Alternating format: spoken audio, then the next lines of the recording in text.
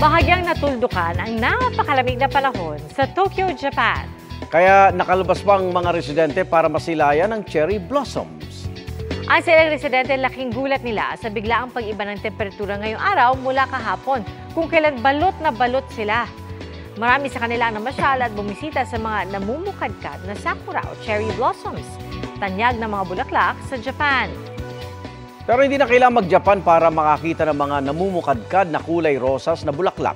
Meron din yan sa Malungon, Sarangani. Pinapasyalan naman doon ang mga pink trumpet trees. At inaamoy pa ng mga turista ang bango ng mga bulaklak. Mga kapuso, sama-sama tayong maging saksi. Mag-subscribe sa GMA Integrated News sa YouTube at para sa mga kapuso abroad, samahan niyo kami sa GMA Pinoy TV at sa www.gmanews.tv.